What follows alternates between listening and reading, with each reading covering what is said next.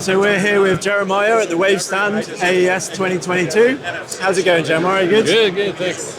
Yeah, what have you got to show us for Waves this year? We're huge fans of the Waves plugins. What have you got on for the show? So the only thing we're really showing this time, nothing new, but it's been around for a little while, is the Waves LV1 Mixer. LV1 is Waves' live production console, so this is good for front of house monitors, broadcasts, software-based console that's meant to integrate Waves plugins for live performance at low latency.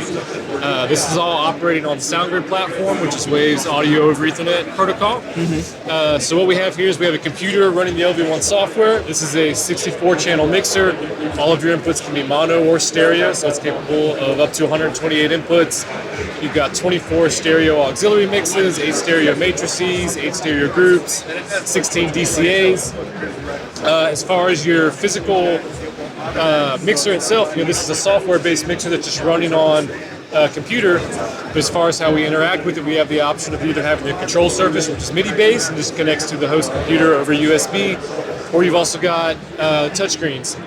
So you can have multiple touchscreens in conjunction with the control surface here.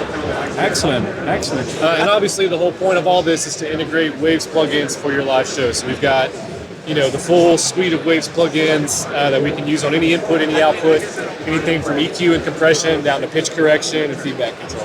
And does this integrate with your Wave Central account to load the plugins? Yeah, so any plugins that you own, whether you're using them for DAW purposes or post-production, if you own the license for the plugin, it's going to work in LV1 also.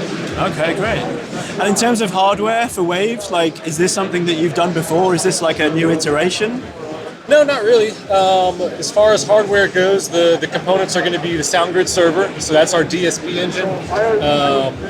The server really doesn't have a UI, it's just connected to the host computer and it's handling all the processing for all the plugins and all the audio that's passing through here. So there's not actually any audio going through the software or through the computer running the software, it's all happening on the dedicated piece of hardware, the SoundGrid server. Great. So what that means is if the computer crashes or the software crashes, not that we would expect that to happen, but if it did for whatever reason, audio is going to continue to pass as long as your SoundGrid server is still connected. That also helps keep latency really low as well by having a dedicated hardware. Great. And is there a particular kind of person this is aimed at? Who do you think, who would you see using this kind of thing? This is anything from house of worship. We've seen a lot of these implemented for live broadcast streaming mix positions, for touring front of house engineers, for corporate AV gigs, fly dates, anything like that where you need a small footprint and a really powerful mixer that has a lot of capabilities to it. And it also, we asked you earlier about the automated fade. It has fader memory, doesn't it? So you can switch between so you can toggle through your banks here. Again, we've got 64 channels in the mixer itself. The surface is 16 plus our master fader. And you've also got custom layers as well. So you've got factory banks plus custom banks. You've got a lot of flexibility built into a really small work surface here. Excellent. Well, thank you very much for showing us today, Jeremiah. Really great products. Yeah, cheers. Thanks. Thank you.